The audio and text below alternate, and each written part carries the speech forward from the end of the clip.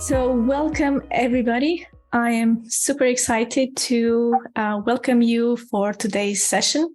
We are here together with a bunch of super nice people from Lex Office.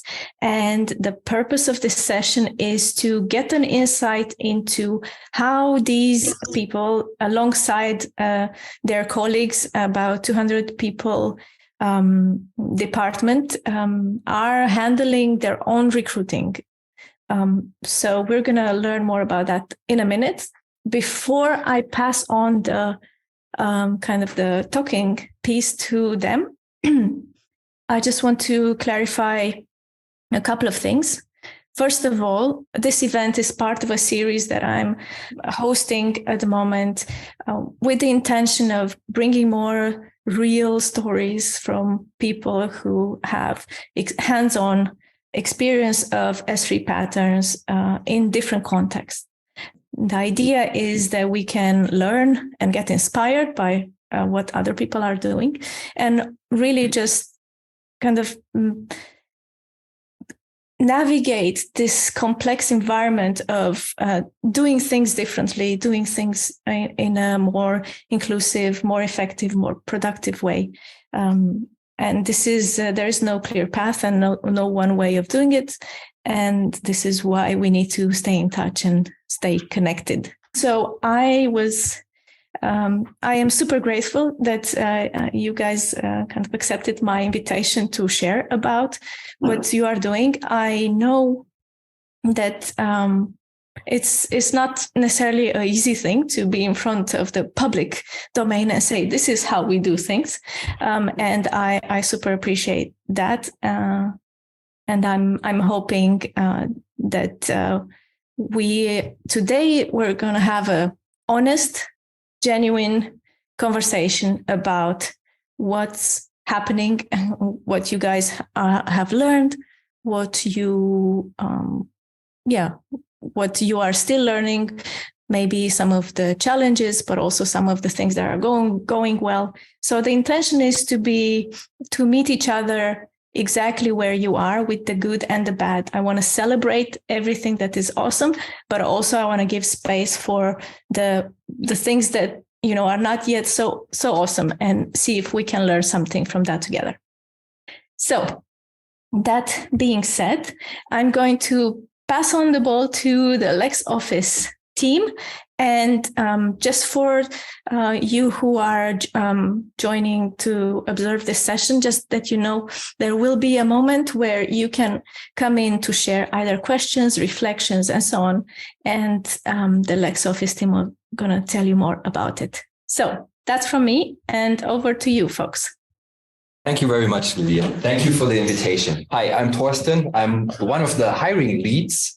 That's the role we talk about at Lex Office. And I'll give you a short introduction, who we are, how we are, and how it came that we use S3 patterns. So who we are part of a bigger company, but even in that part, we have a company called Lexware there in the market. They started as a startup in 1989. That's almost 3 decades ago. And quickly became the number one solution for on-premise business solution. And then about over a decade ago, there was a short dilemma, because being number one and what you do, how you do it, and we're still doing it very good. And then seeing, there's something coming up with new technologies was really an effort. How can we handle that? Do we need to transform the existing organization? How do we address that? I'll come to that later. Basically, it's what is now known as Lex Office, which started as a product also over 10 years ago. We are over 200 persons now, 200 people. So it's not that easy to communicate, to do things. It's getting more complex, but we master that really good. And we'll also come to that back later and make it more explicit with the hiring, what we do. And then you'll learn how everyone gets involved. And another thing is, when we started, there you see about 200 people. There was just one Scrum team. We used Scrum right from scratch at the beginning. And it was one team that evolved over the time to these 200 people. What we do Lex Office. It's a software. It's a software as a service. It had, through using the cloud, new technologies, new possibilities. And basically it's bookkeeping, billing, payroll. But what we are up to now and also working on and already have is being much more focused on our target group and being an advisor and being a relationship maker, not only a software you use, but really the portal where you make your interactions and interact with others. So we have a strong relationship to our customers. So I introduced, there was Lexware being the number one, and then there came up those cloud internet thingies decades ago, and they needed an answer. And what happened is basically we started over from scratch. We used Blue Ocean. Even the department, which is now Lex Office, was called Blue Ocean. Blue Ocean is a method, sort of, and it's about using new technologies or informations you have to create a new market and to create a new demand.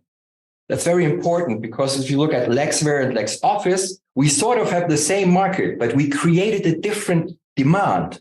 So our part of the cake for Lexware and Lex Office started growing right at the beginning. We didn't eat up the other part. We combined both parts to address different needs in the markets. We had the fortune of starting from scratch. It was one Scrum team making up their own rules, sort of. And we quickly learned using Scrum helped a lot. Planning, doing, checking, and acting on the checks you do. And basically, this is what we had at that time, our good enough for now, safe enough to try principle.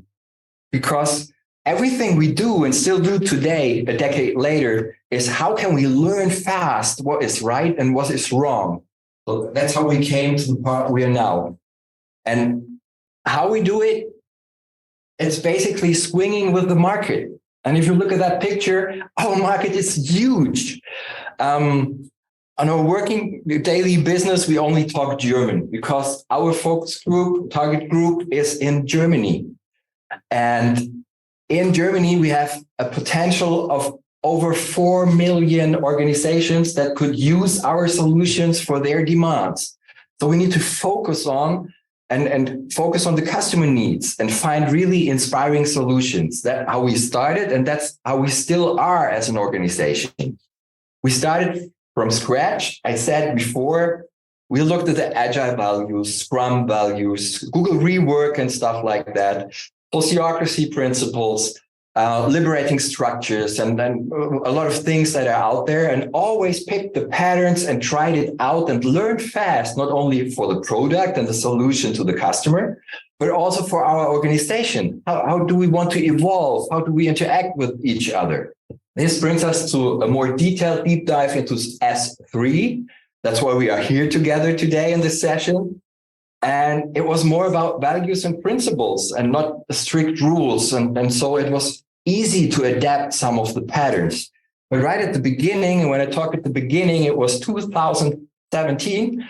Lily, maybe you recognize the haircut from that time, where I got into contact and had the chance to deep dive into all the patterns, because you're overwhelmed by all the patterns you have and you could use and you could do, and you're up to, wow, now you got this new thing and we can work differently together. And it's hard to bring in new patterns. And we didn't start that explicitly when we started with it. What we did, we used some patterns, and I'm tired of saying good enough for now and safe enough to try, but it's still so important to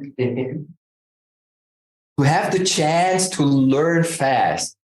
And so we started with proposal forming. We didn't call it proposal forming. We just put up a wall and said, here, this is my idea. How can we walk that through? Can we find any better solutions and stuff like that? The one page here, the one slide is, gibt es Einwände, die dagegen sprechen, so zu starten? That's basically a consent decision. Are there any objections that hinder us from starting like that? And you see the posters up there. So we brought that in really early.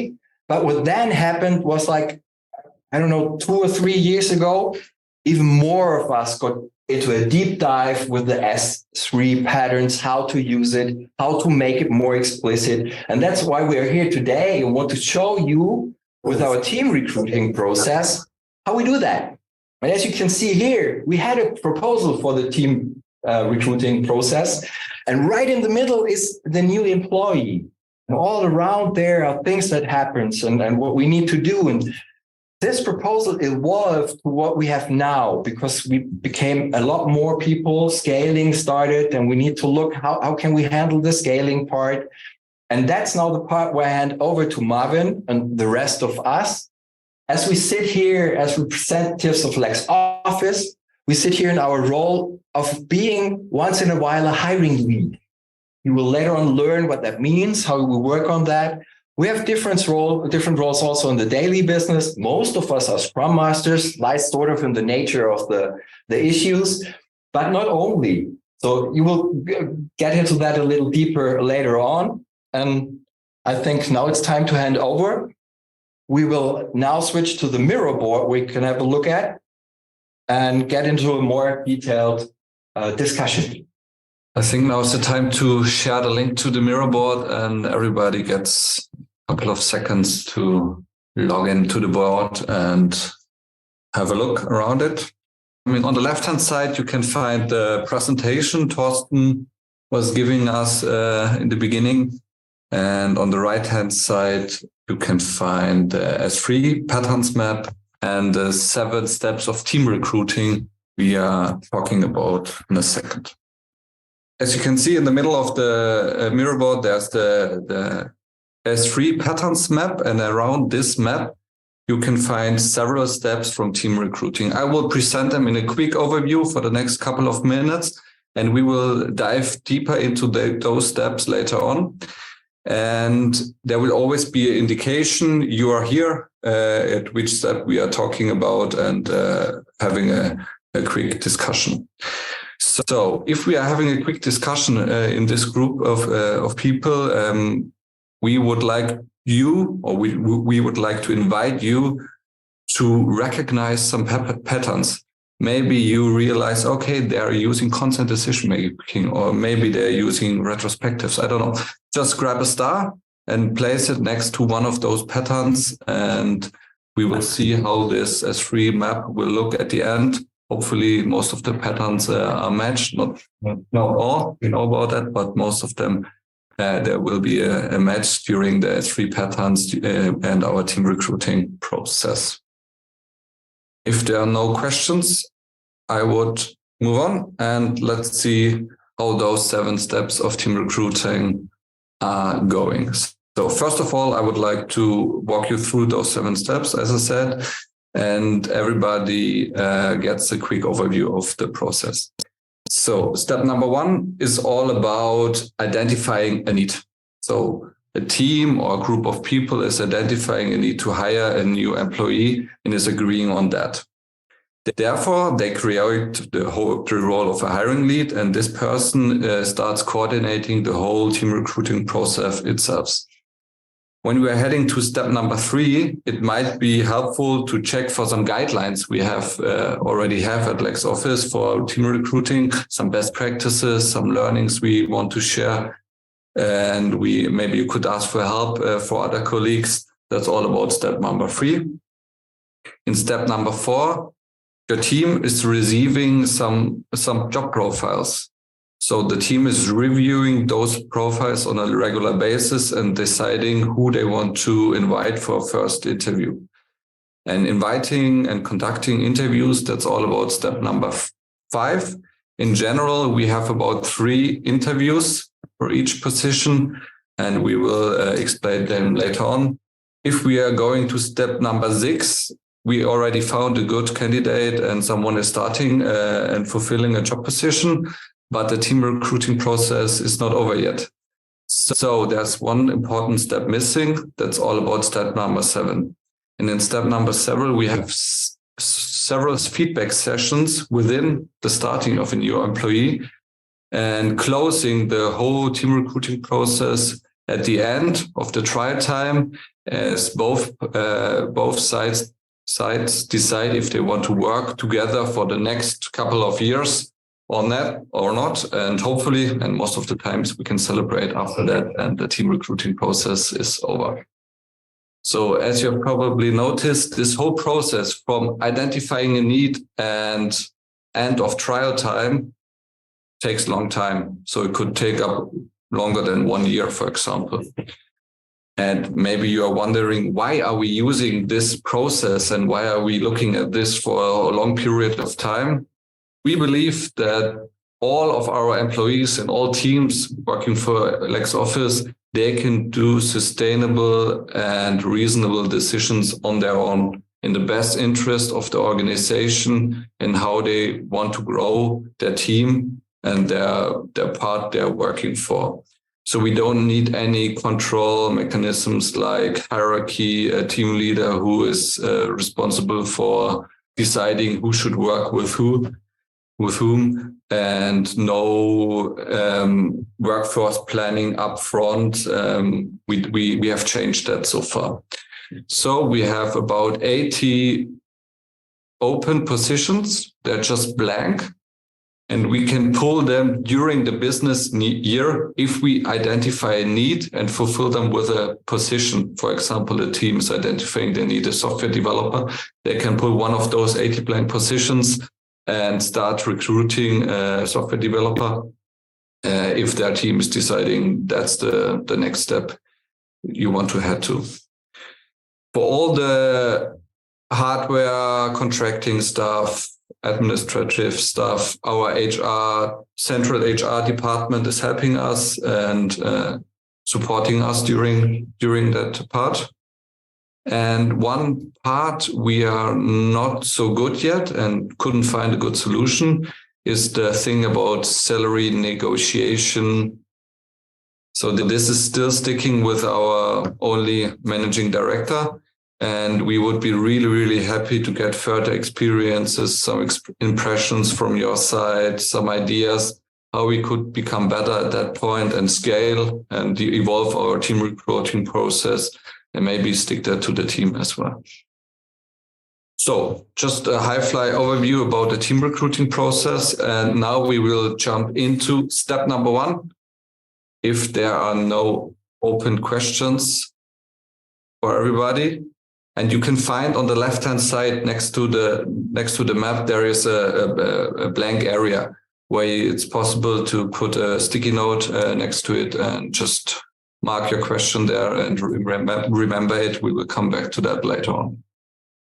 Okay, so let's jump into step number 1. And step number 1, as I said, is about identifying a need and agreeing to hire someone.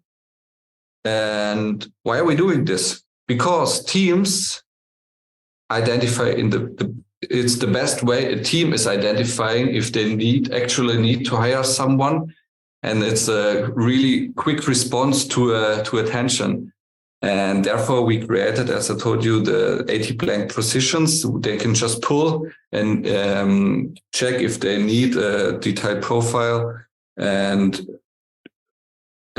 check the required skill profile they need. And maybe we can jump into that a little bit more and see how a team is identifying a need and in which situations it could arise. Marie, maybe you could start. I think to understand this better, it's good to know that teams in Lex Office are cross-functional and they're self-governed. So they, for example, reflect perspectives or in so-called health checks we do every quarter of a year, how they're working together, how the working together is going. And they might realize, oh, we have too much work spread on too little shoulders. Or they might realize there is a domain not yet taken well care of, or that maybe there's a skill lacking in their team. So then they can themselves decide, we want to hire and take this task on them. Yeah, what's maybe also important to say here that it's not always on team level where we identify that we have the need for a new position. It can also happen on an organizational level. For example, a risk or opportunity that we find is not yet addressed. Example, we see the rise of a new market chance, and the people affected realize they have already too much on their plate to take care of it adequately and to focus on that new chance or risk they see. And that's when we realize that we need to change the setting to be able to face those challenges. That can also be something where we decide, okay, now it's the time to hire. I think generally speaking, what I think should be highlighted is that a hiring process is always triggered if one or more persons identify an organizational driver. And that this driver makes it necessary to recruit somebody new. So if there is consent on the driver and also on the proposal for recruiting somebody new, the recruiting process can start. So and what can also be said is that we generally use constant decision making all through the process. So, and it really begins right from the start. Just to give you another example, how different teams with different challenges come up with their own ideas of how a need is identified in the support teams. It's quite easy that with X customers, we need X support agents. So that was just a KPI invented. And if the customers increases, the support agents also increase. So the trigger is just the development of our company or the scaling of the company.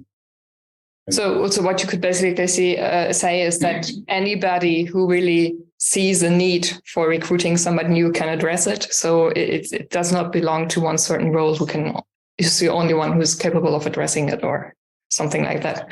It really is. It always depends on the expertise and on the context, and basically everybody can address it. Mm-hmm. Yes.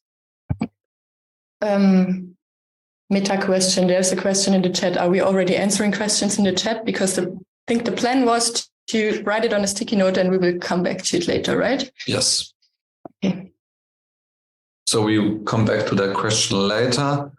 But as a conclusion, you have already mentioned it. I think the best way decisions are made where people are affected. And that's the best way for our company and for our department to navigate via attention and to scale our business in a sustainable way, and don't be to grow the company too fast, too big, that not all employees could manage and handle those new challenges. If we're going to the second step, so now we are looking at the part where, I can't move the "we are here" button. That's a problem. I think Lily is already. Okay. Thank you. Now we are in second step, all about the hiring lead who is coordinating the process. And we have learned that we need someone to guide the team and the candidate through the whole team recruiting process. Therefore, we created the role of a hiring lead, which everybody could be. And maybe we could jump into these duties, responsibilities of a hiring lead. And maybe you, Lydia, could explain it a little bit more. I can start. Hiring lead coordinates the process. That, of course, doesn't mean that the hiring lead has to do everything that has to be done in this process. It would be a pretty tough job, I guess. It just means that you make sure that all the steps are happening the way it's supposed to happen. Hiring leads is a bit of an expert in this hiring process and knows exactly what to do when, and knows the guidelines, and was maybe even part of defining some guidelines. So it's just making sure that things are happening the way they are supposed to, and making sure that everybody knows where they are in the process at the moment. And this, of course, includes also the candidates, which are the most important people in this thing, right? Mm-hmm. So you can basically imagine it like that one team member takes over this role of the hiring lead, and the hiring lead then puts together this cross-functional hiring team with delegates of the respective team, and maybe even someone with special expertise or interest who does not belong to the team. always depending on the context. And the hiring lead then generates an understanding of the relevant skill profile together with the rest of the team. And they also form a proposal for the job description and then also advertise the job. So, yeah, and as Lydia already said, it's the hiring lead does not have to do everything on his or her own, but just have to make sure that everything happens and that everybody's on the same page. Yeah. And everybody can take over this role if he feels like it. It's not, I mean, we are a bunch of Scrum Masters sitting here. Most of the times that indeed are Scrum Masters that are taking over this hiring lead role because it's very close to our tasks anyways, like coordinating stuff and facilitating processes.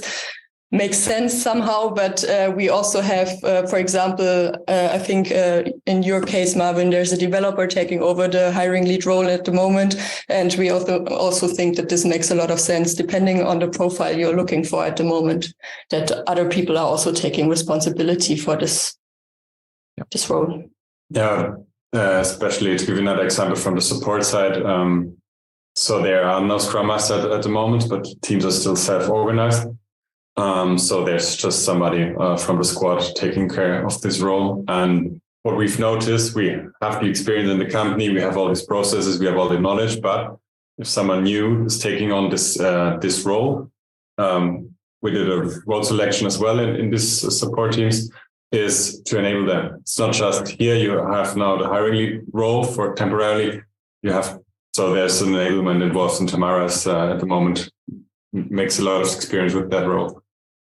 Yeah, exactly. At the moment, I'm the hiring lead enablement, or I have the hiring lead enablement role in the support context, and it's kind of my responsibility to help new hiring leads grow into this new role successfully. And so, yeah, I'm really helping them. When it comes to enabling future hiring leads, I've experienced that it's really, especially important to lead by example, like kind of be a role model, and also continuously give feedback on the hiring leads development, encourage self-reflection, for example, via short retrospectives or stuff like that. For example, after an interview with a candidate. So like, how did it go? How did you find the process?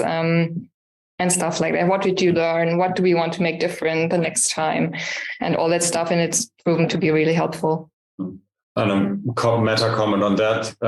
This enablement role is like a temporary role, and it's one of our core principles roles over job titles. And we just take care of things have to be done in a role. Then we are ready to leave it if it's not necessary or someone else want to do it. In total, you could say a skilled facilitator is needed to guide a group and a bunch of people through this process and to clarify intended outcomes upfront and help them to share a common understanding on that. So we need to head on to the third step, check the guidelines and ask for help, because we want to ensure quality across team borders. It's not every team is doing their own team recruiting process. We need to have some kind of a standardization and to share some learnings. Therefore, we created a community of practice called Hiring Leads. And as I said before, they are defining standards for the process itself. They are a bunch of people who can be asked for help if this is needed. And they share best practices during recruiting processes, what they have learned so far. So maybe not everybody is familiar with the term community of practice. Maybe, Marie, you could explain it a little bit more. So in our understanding, it's a voluntary assembly of people who share, for example, the same interest or the same role, and have a format in which they can exchange best practice or consult each other's experiences, expertises. And especially also, that's the second function of a community of practice, they can set standards for the whole of our organization. So we have a community of practice for the hiring leads, hiring COP, who can, for example, we talked about the role of the hiring lead before, set a standard for the role of the hiring lead, do a role description, for example, and guide people in all of the teams through this process of taking over the role of the hiring lead. Or add something to the role description as we learn that something is missing. Yes. So that's kind of a common ground for a decentralized process. So the process takes place in the decentralized teams, the decision-making takes place decentralized, and yet we have a common standard which kind of frames the whole. Yeah, best practices is a good good point. Maybe some example what those best practices could be. What we discussed at some point was what are the best ways to evaluate if someone is a fit for job. So if someone brings the expertise we need for this role. That's where we shared how do we look for developers. Most of the teams we have, they come up with a task up front, they give to the candidate, and the candidate can prepare something for the interview, and we have a discussion based on the result of this task. And this is really helpful. And if we also share those tasks among us, because not every team needs to invent something new once they start interviewing developers. Or another thing, which is not a not so easy topic, maybe, what are do's and don'ts when rejecting a candidate? So often we start interviewing candidates, and after one round or after 2 rounds or even after 3 rounds, we find out, oh, it's not a fit. Then you have to tell the person what are do's and don'ts. How do you have this conversation? Because it's not easy, right? That are things that we are exchanging in the community of practice.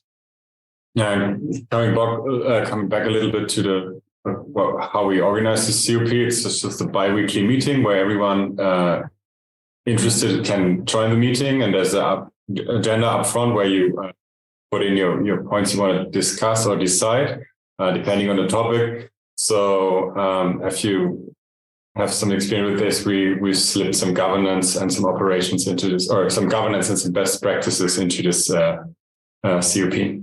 Mm-hmm. And it's also, I think, a good space for new hiring leads. Next to like the hiring lead enablement role, I think that's one thing. But the other thing is also like really creating the space for new hiring leads where they can also learn and adapt our way of hiring. And we also have active sources who facilitate the meeting. At the moment, we have one who is Marco, and he's really like hosting the whole thing, which is also really helpful for keeping everything in line. Okay, and to add one point to the previous discussion, in the beginning of the founding of this COP, we made a contract for collaboration, how we want to discuss those maybe sometimes tricky points about rejecting someone, deciding within a team, deciding where you want to go. So we made a contract for collaboration, how we want to talk about those topics and work together in this round. So everybody could contribute if they want to in this COP. It's not mandatory to contribute into the COP. It's you could say open team, maybe a star. But we will see it later. Okay, so we don't need a lot of processes and rules. Continuous improvement is possible by changing best practices and adapting learnings immediately. So in total, we are not dependent on external service organizations, for example, human resources, to do recruiting. Instead, we established a group within our department to take care of that part. We established a team called Active Sourcing Team with Marco, who is facilitating the COP and also helping us to find new employees and candidates. And that's the best way to get a close connection to the actual customers. And those are the teams who want to fulfill a job position, who want to hire someone for their team. And if we are heading to step number 4, Number 4, your team is reviewing job profiles. So you're getting a lot, hopefully a lot of job applications, and the team itself is reviewing them immediately. Why? Because teams know the best what is important in performing this specific task, who they trust in and to do the specific task, and who might be a good fit within the skill level and on the personal side for their team culture and how they want to work together. And Max, maybe you could explain a little bit more how we are reviewing job profiles. Yeah, so there's just two coming in, all the applicants, and we have a quick through scan through the profiles. And just to share a story learned, in my team we were 10 people, and we try to involve everybody. So we just make sure, everybody has to see the profiles, and then decide together which to invite in the first round and so on. And that took a while, as you can imagine. So we missed on some really good candidates. We just took too long. So the learning was, yes, involving everybody is good, but sometimes maybe we can make a shortcut. And so we decide, okay, a smaller group is responsible for reviewing the first job profiles, do the first interview, get everybody up to date afterwards, do the second round, and so on. So we learned everybody involving is good, but sometimes not in this big amount of detail. So that was a real learning for us to involve everybody and still be quick. And so we changed it. And some of the other teams, I don't know, Lydia, how do you do it in the stand-up? Or? We check in the daily. Quickly after our daily stand-up, we have a look. But I would like to underline what you said. I think it's really important. We have a competitive advantage here because we are very quick. It can happen that we contact candidates within hours after they applied, and we received a lot of positive feedback about that. I mean, I, for example, have one developer in my team who said he wanted to apply for different jobs and he didn't get to do it because we were so fast in answering. That's how he ended up in our team.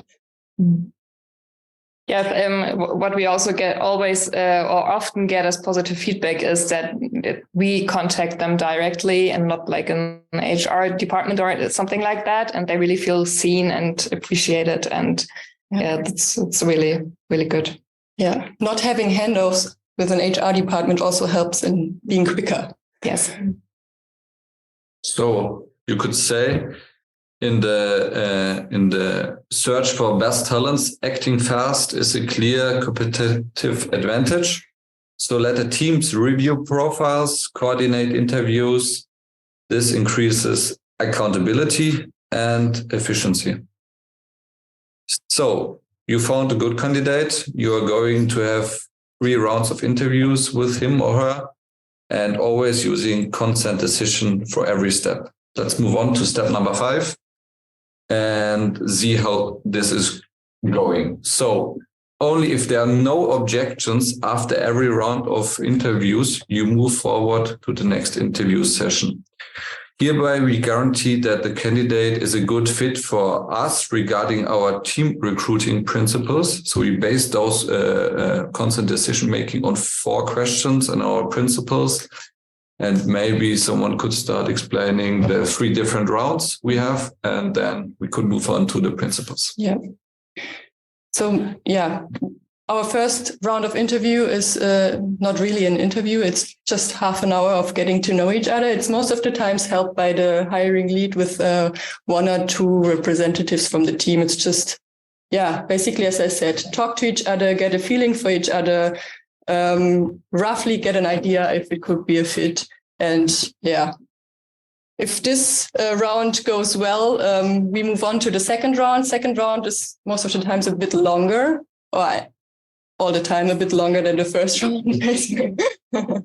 And the candidate will get to know the whole team in this second round. So you will meet the people you will be working with in the future very early in the process already. And what we do there is, team fit. Check if the person fits into the team, but also go into a professional discussion. That's what I explained earlier with the task we give people up front so they can prepare.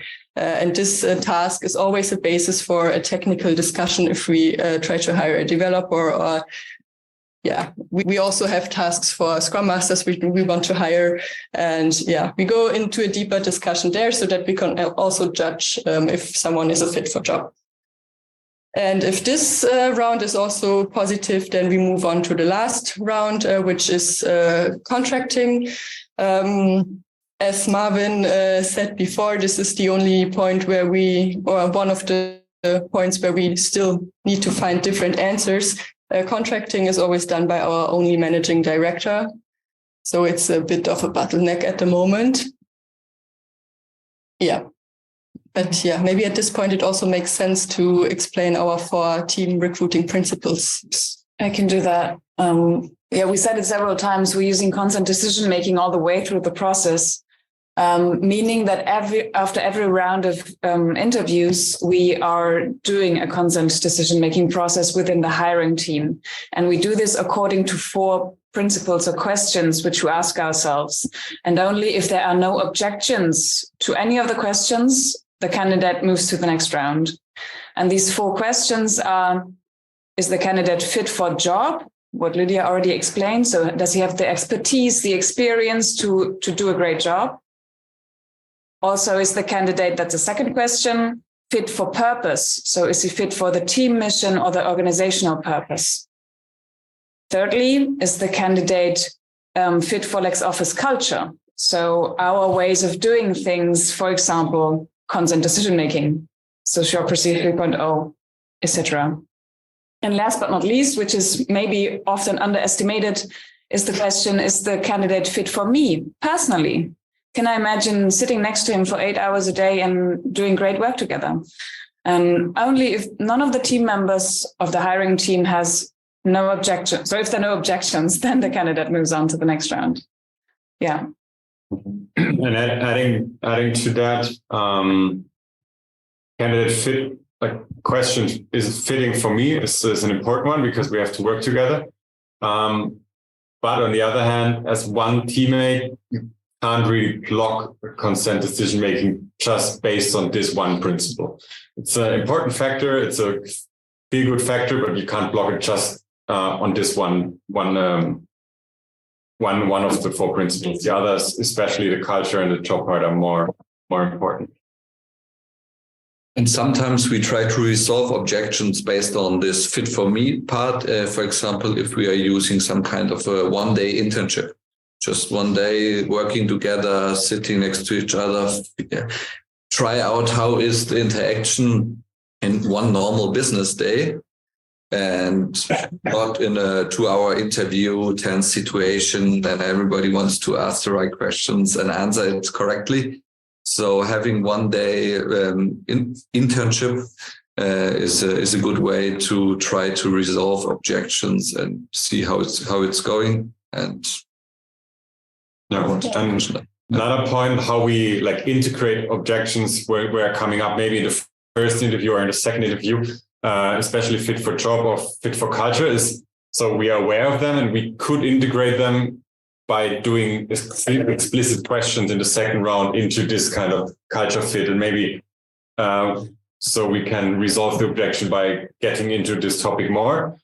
Or there are only concerns in the process, and then we put an emphasis in the onboarding phase, which we come to, on the fit for culture or fit for job me. So we say, yeah, culturally this person would fit really good, but we have to train them on the job for the skills. But sometimes we take this risk because we are aware of it and we just discussed it. Mm-hmm. And what I think is also important that if there are objections regarding the fit for job, purpose, or me, a candidate could still be a good match for another Lex Office team if it's not for the current one, which is hiring. But in case of the cultural fit, if there is an objection, it's really advisable to decline a candidate completely, because this aspect really refers to whole Lex Office, and then it would not really make sense to, push the candidate forward to another team. Mm. So what happens if everybody in the team has concerns? I just wanted to ask. Yeah, like we describe it, it sounds like we would move on, right? Because there are no objections. But how do you deal with that? Yeah, so we had exactly this example. There were no objections, only a lot of concerns. But then somehow our principals,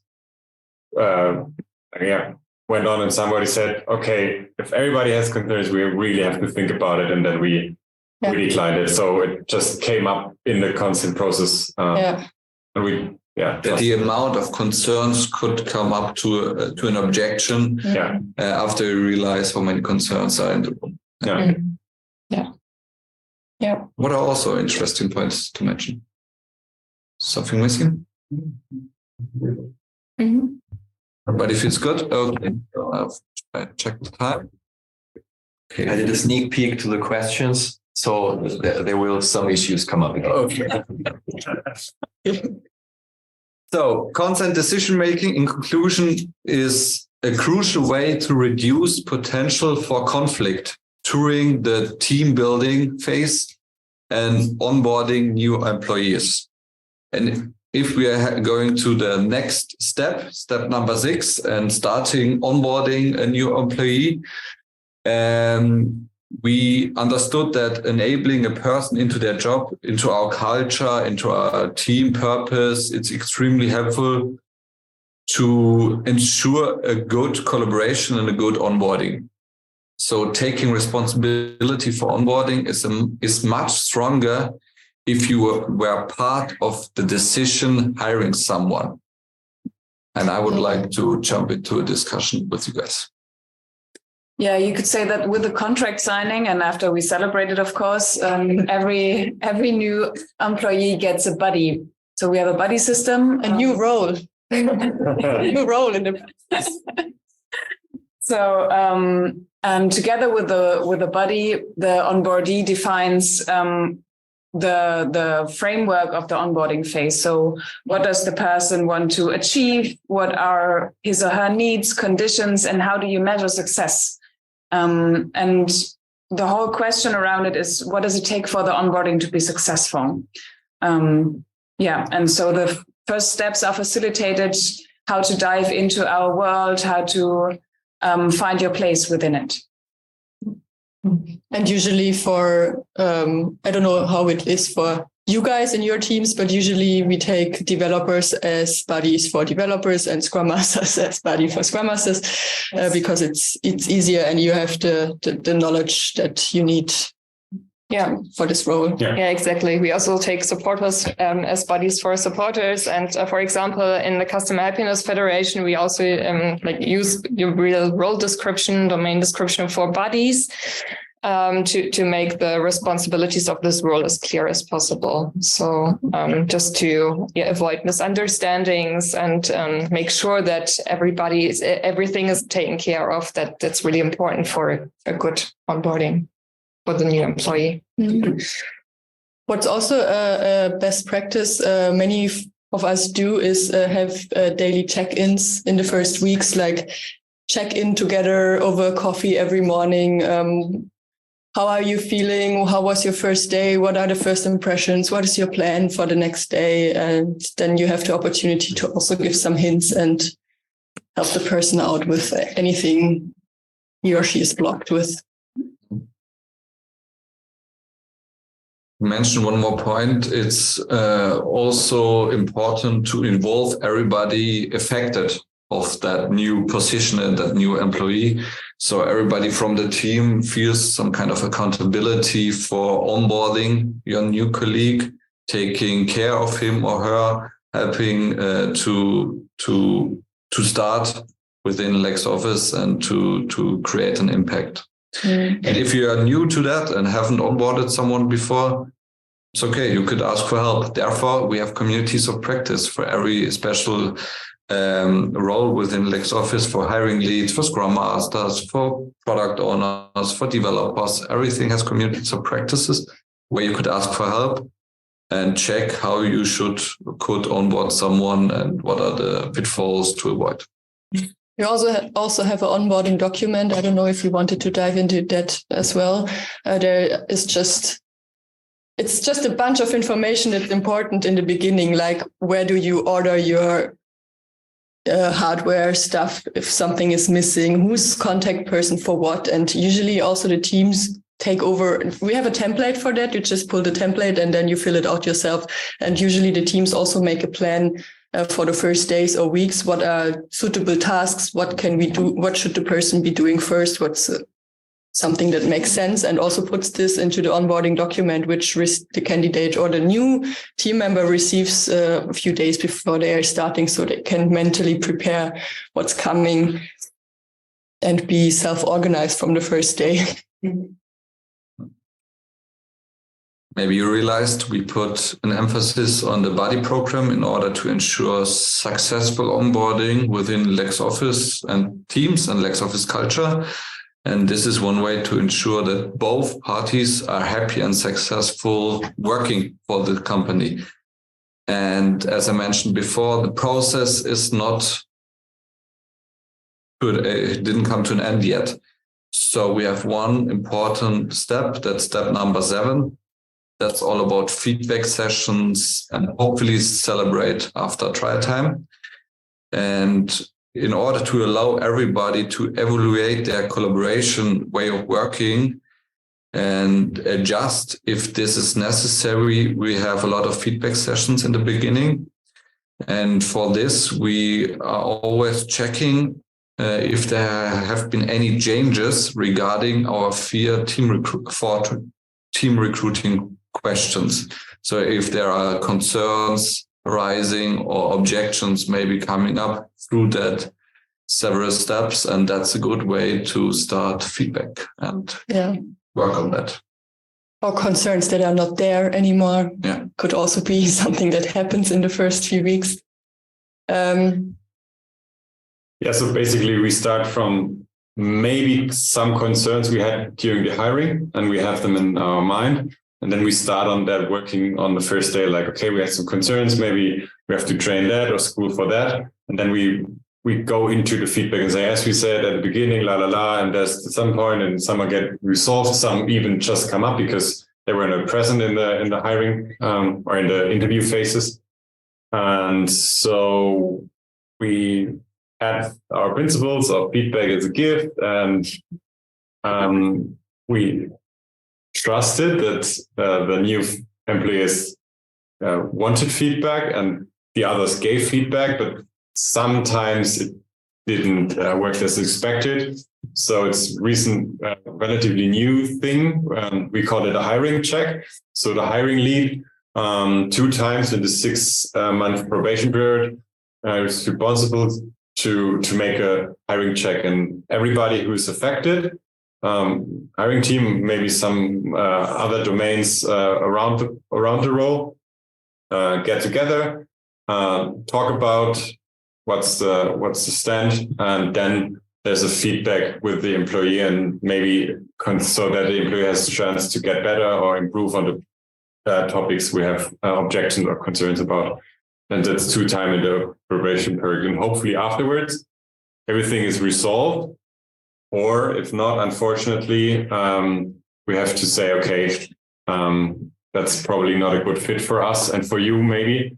So we decide on letting the person go. And I've gone through that recently, through that process with the unfortunate end for the new employee, and it was a hard decision, but we got the feedback from the ex-employee that it was really fair, and she knew all the time through the feedback how the stand was, and she tried and didn't work out.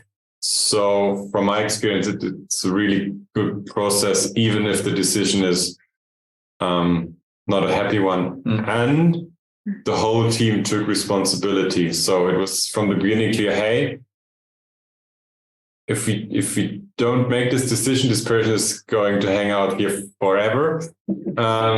So we made a decision for the company, and it really worked. But, yeah, that's what comes with the right of hiring your own team members. You also have the duty to hire if it's necessary. If it's necessary, there's nobody who will do that uncomfortable task for you. Yeah, but why feedback maybe also is very important in the first half year of an employee being here is that we can also make transparent what on our side in the onboarding process is not going very well. Of course, the feedback is always going in 2 directions. So also the person who started as a new employee at Lex Office needs to find out, is this a fit for me? Does this match? And yeah, therefore this is why we said it's very important to have at least 2 feedback sessions. And that's why we said it's mandatory to have after 2 months and after 4 months this round. And the rest of it can be, of course, it can always be more, but that's pretty individual per team and person. Mm-hmm. We also used some kind of development plans in the beginning within our team, if it's necessary, and was quite helpful to reflect on parts and develop both sides, the new employee and the team as well. How we start onboarding someone if we are too fast and overloading with tasks for the beginning, so we slow down a little bit. For example. Yeah. So the main message or the closing words, if you involve those affected, a very different quality of team building emerges, and everybody is feeling a high sense of responsibility for the new employee. Quality is ensured through different feedback processes. And that's the best way for us so far to scale our business, to recruit new employees. And yeah, we are really happy. That's it for now. We are really happy to bring those points to you. Really interested in the questions you have and patterns you identified. And I would like to hand over to Lily and check if there's any essential questions, but Thorsten already said there's some. Yes.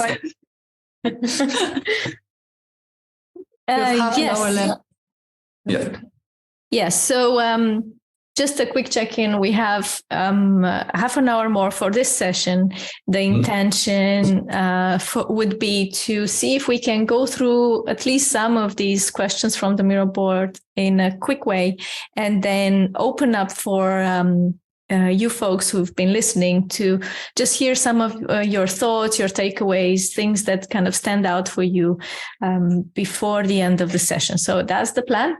So I'm going to give it back to you folks just to see whether, you could just answer some of those questions briefly. I'm aware that some of these questions might require like a long time to respond because you can go very deep, but let's just see if we can get like a flyover first impression on some of these things. So back to you folks. There's one question jumping into my face. It's how do you source passive candidates? I think we missed the step with active sourcing. Maybe we can talk about that first. What do you think? We can just give short answers. We can pick up some questions. So we'll set 10-minute time box, Lily. Is this okay? Okay. So we mentioned a few times Marco, our active sourcer. We, of course, know that the market is not full of people waiting for open job ads. We know that we need to do more. That's why we hired Marco, our active sourcer. So if for those who maybe don't know, active sourcing is a recruitment measure in which recruiting people actively look for suitable candidates to fill a position. So they are over like networks and stuff like that, like call them, talk to them, find out if they are interested. And the aim is to make personal contact with the candidates and win them for our company. That's how we get in contact with many candidates actually today. Yeah, it depends on the role. If you're looking for software development, it's very hard to find people. So there you have to reach out a lot more. It depends on the job offerings we have. Yeah. I would add, what's the role of applications that come in without an open position? In German, it's an Initiativbewerbung. It's the same here. We then have a look at how might this fit. We didn't say it explicitly, but it's more hiring for attitude than hiring for skills. So we look at those people when they write to us. And maybe the question also ties in, is the hiring lead an additional role of the team member, or is it a per se recruiter? So our recruiter is Marco, which we mentioned, but the hiring lead is a role which anybody can take on. the difference. I pick another one, how objections work as on the third step of the interview. That is a little late. Check the compensation part right at the beginning. We have a check there. We have a range of how much we pay for certain roles. That's another question. I found it's a sort of, I could answer both. You have that range and then it has to fit. It depends if you're junior or have a lot of experience. And so we need to find and work that out. But it's hard. It's not the easy part. Yeah, actually not easy. That's why we most of the time, we see with the application what's the amount of money somebody wants to have for a certain position. So if we see that this is a lot higher than we would pay, we address this topic in the first round already, just for good expectations management. So both the candidate knows that he won't be paid as he would expect, so he can think about that as well until the next round. And just to pick up the other question, who decides that there's an actual need to hire someone? It's the team. So we trust, as we said, we have this 80, for example, like blank positions and just can pull them. We just trust the teams that they don't hire someone they do not need. It's just the team decides. Marvin is trying to put checks on the questions you can answer. Themselves also involved in the consent decision-making process. For sure, they don't have to start. No, not directly in that part, but step after step, we ask them, how was it? As we said before, we collect the feedback of the process also from the other part. And we invite those candidates to answer the 4 questions for themselves. If they have any objections for themselves, looking at the 4 questions, looking at the job department and the task. And that's always a good reflection for the candidates themselves, if they are really happy with the open position and looking for that or not. Really quick one.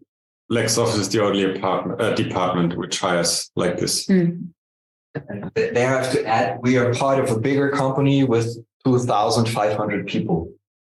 So Lexware and Lex Office is 400, and then it's even more special in the 200 people here at Lex Office.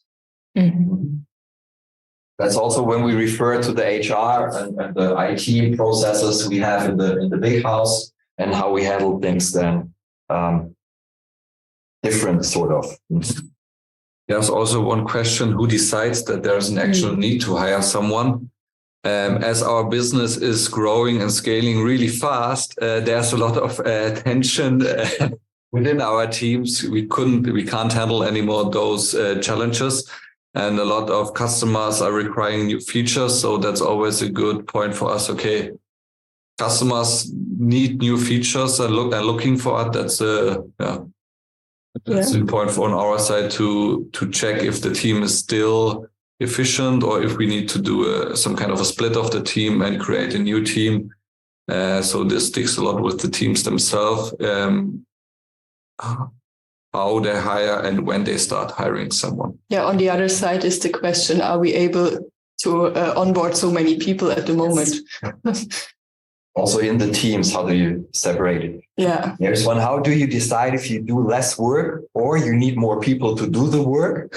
That's a good one. Basically, that's the market. Well, where are opportunities? And then we have to go in there. But that's also the hard part. It's like, oh, they just hired 2 people, but we actually would need them a little bit more because what we do is more important. So there's a lot of debates and decisions also made after that, but not upfront like you can hire or you cannot hire.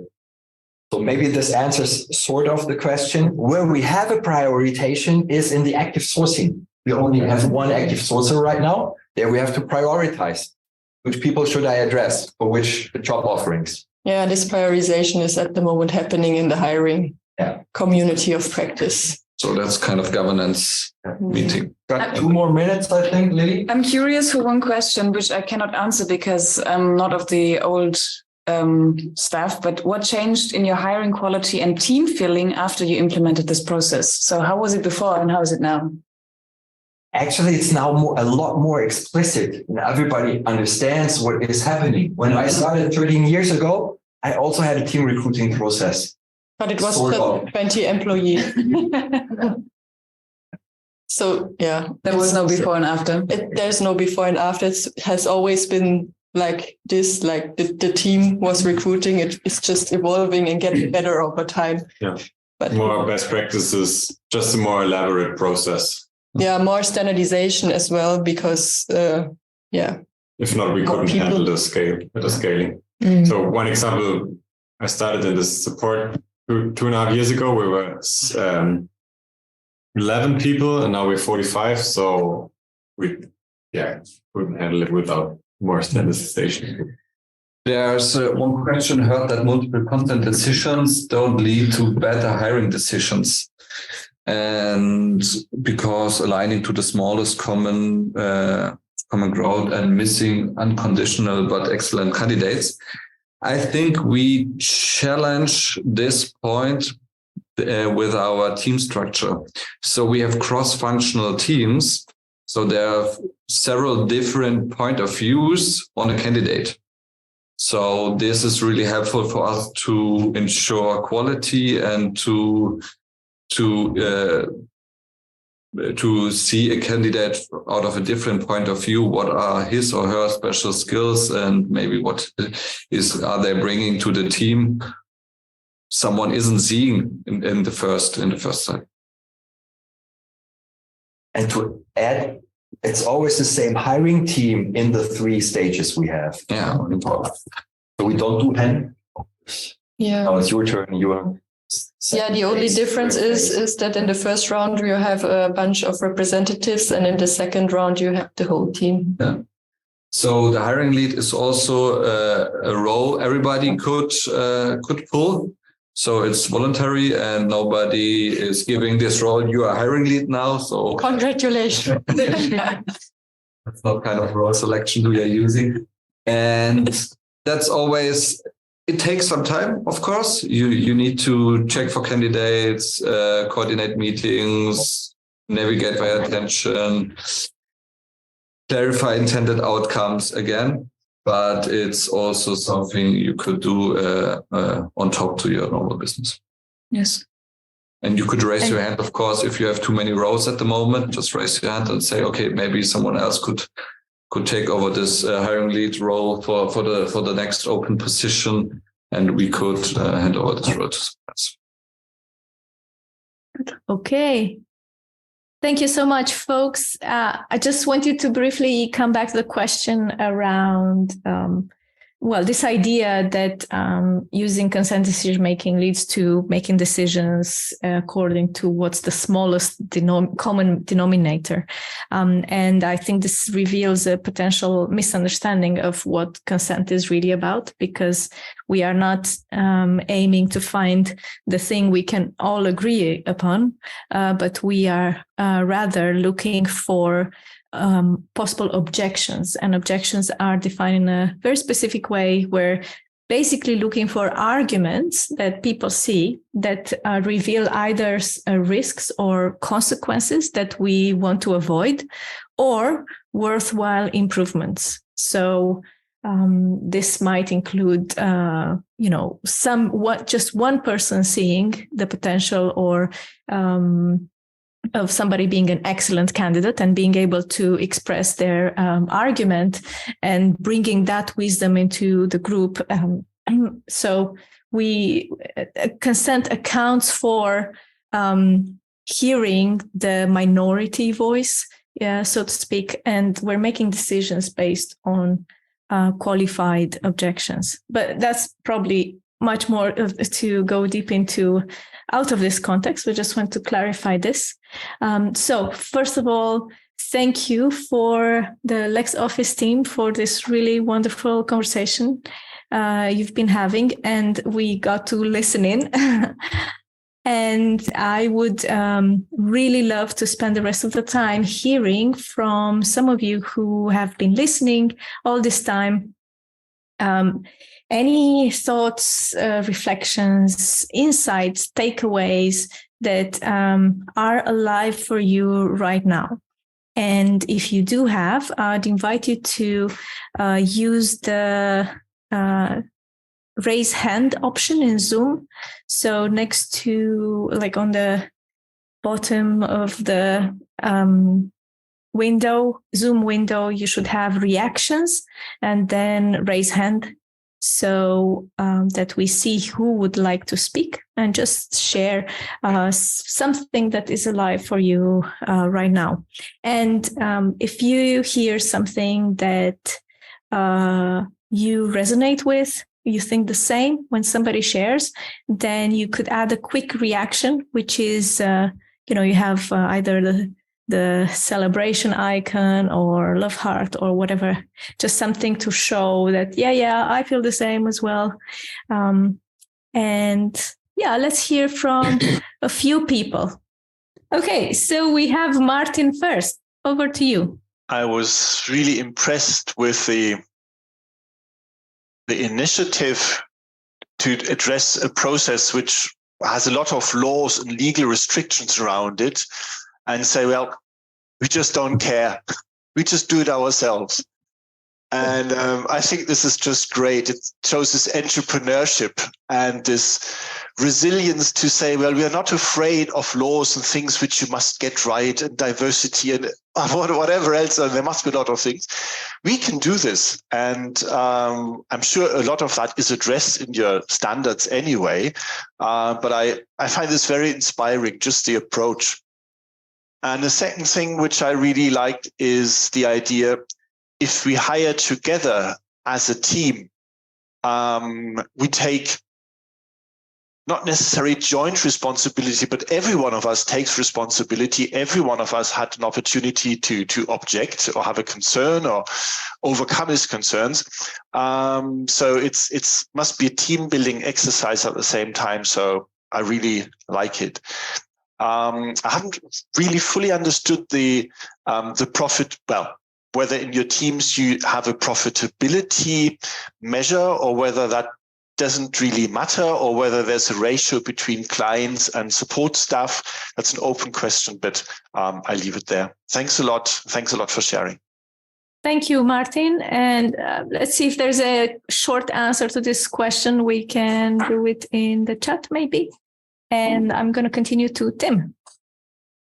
So something that was really impressive to me is that you involve so many people, but then you gain a huge amount of speed, apparently. And I think that's really fascinating and really impressive. And you're making it an advantage in the job market for Lex Office. And I think that's really, really cool. Being able to reply to applications sometimes within one day, that's amazing. And congratulations on what you built there. And thanks for sharing. This system looks amazing. You can see the years it took to develop painstakingly every single aspect. The question I had was, if you were to approach the system again, imagine yourself back 20 years, what would be the most fundamental things you would be on the lookout for, or you would pay extra attention in order to allow for a more amiable or easier change of the system as you develop it further and adapt it to your needs? Is there somebody who jump in to respond now, or otherwise? The answer would be to share best practices earlier over the teams. And share best practices earlier. Yeah. And maybe standardize some of the process a little earlier. Quick answer for that. But still adapt the process every time. Yeah. Mm-hmm. Yeah. Well, because the thing is, there was no, you called it change of system. There was no change of system since we started with team recruiting. We just evolved it. Yeah, but when we grew fast, there got some parts of the team recruiting lost in some parts. That's what Max is referring to. So on this point of view, keeping the loop all the time, and informing or being transparent to everybody what is happening. And then you might find some blind spots earlier. Standardizing earlier, writing role descriptions earlier. Good point. Yeah. I mean, we have this problem in other areas as well, not only in team recruiting, that we are growing so fast that we sometimes have teams where there are a lot of new people and there is no, let's say, oldie in there who has the knowledge from the past, from the start, how we started, what's the principles and things like that. So, yeah, I would agree to Max too. Yeah. Thank you very much. Okay, thank you, Peter. Let's hear from Michael as well. Thanks, Lily, and everyone. First of all, I want to celebrate what I noticed about the fluency in your self-management practice. It's really impressive to see that you've got such a strong handle on the many different patterns in S3. I'm curious about culturally how you are able to limit work in progress so that there is space, like people have space left over on top of the work that they're doing to volunteer, to be on the hiring team, to take on these more governance roles that keep the system in flow. I observe a lot, particularly with clients who are very new to this. They've got this crazy role mix, too much on their plate, no time to take on these voluntary roles. So what works for you? Sprint planning. I mean, the teams plan their sprints. This is something that you can take into account when you're planning your sprint. If one team member is a hiring lead at the moment, and if it's a developer who is working with the rest of the team on the work in the sprint, you, of course, take into consideration that there is other stuff that you have to do, and you probably could do less development work in the next sprint. And something else is just to make the conscious decision to let some work just slide. Especially I work in this support, and there are customer questions coming in all the time. But if we are in the hiring phase, it's a very important job, and we want to make sure that it's good. So maybe, I don't know, 2 customers have to wait an hour more or whatever. What's the average out then? So it's a conscious decision to let some work slide as well in the prioritization. So we just say that's important, so we do that and leave something else. And make it transparent which meetings, interview sessions as well are on the agenda for the next several days or weeks. So make it transparent in the sprint planning. And if a team is hiring, of course, they will accept it that in the next sprint, it's not possible to hold the velocity. So you have to leave one story behind and just take the time for preparation for the interview, conduct the interview as well again. In one of my teams, we already had the sprint goal called find the new candidate for the next for the next chapter, because we had 3 interviews in one sprint. So our sprint goal was to find the candidate for one of the 3 interviews. It was quite fun. Yeah, but it's a lot of work. We won't lie here. It's not that it's something you can do 5 minutes before you start your actual work. But it's part of our work. So it's not just voluntarily on top on Saturdays and Sundays. It's part of our daily business on the one hand. On the other side, we are also professionalizing and building detailed hiring teams, which is also tough, because when we talk about Scrum teams and you're missing a role or a person, then you have a clear hiring team. They're looking for exactly that person or skill. But when you scale and you grow and you need to build new teams, all of a sudden you are hiring not for your team, you are hiring for a new team which doesn't exist. So we're learning there a lot also. Doesn't exist yet. Yeah. That's super insightful. Thank you. Okay. Is anyone else? So if you have any thoughts, takeaways, we're going to close in just a few minutes. Now would be the time to hear from you. Maybe someone has some experience regarding the salary negotiation part. That would be interesting. That's the hot potato. Exactly. What role do the averages for a certain salary and responsibilities that are required of the position you're hiring for play in the salary department? So do you take into account how much does this role usually earn on average overseas in your country of operations, or do you assess it based within the company? So within the company, you see what responsibilities are, how much people who hold these responsibilities earn, and what are their tasks.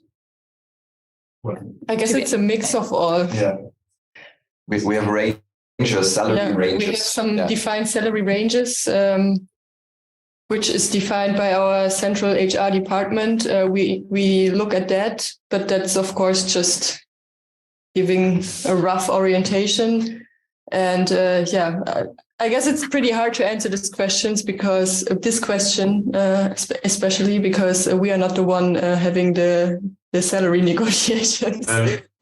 But the market, the average amount of money that is paid per position in the market is also something we, of course, have in the back of our heads. And the problem we're struggling with is if we want to change this system somehow, how to handle later on the information that some colleagues or all colleagues know what other people or the one next to them is earning. That's the reasons why we're hesitating with this kind of further development into this direction. In conclusion, you could say we have to try experiments and find out what is working for us. It's a kind of hot potato, as Lily mentioned, but we are trying to find some experiments and see how this is going and how we could evolve as a company and develop new ways of working. Okay, folks, we are almost on the time. One thing I want to mention before we close is that in a few weeks from now, we're going to have our next case study, which is looking at a 4 years journey of a manufacturing company that has been radically transformed from a very traditional hierarchy to self-managed organization, if I would just use an umbrella term for basically people taking ownership for the course of the organization as well as the work within their team. And so if you are curious to find out more, we're going to hear from the ex-founder of the organization about his learning and the process that they've gone through. So I'm hoping to see maybe some of you there. And thank you so much for joining today's session. And I hope to see you soon. Thank you so much again, the Lex Office team. Thank you all for joining. Yeah, thank you. Welcome. Interest.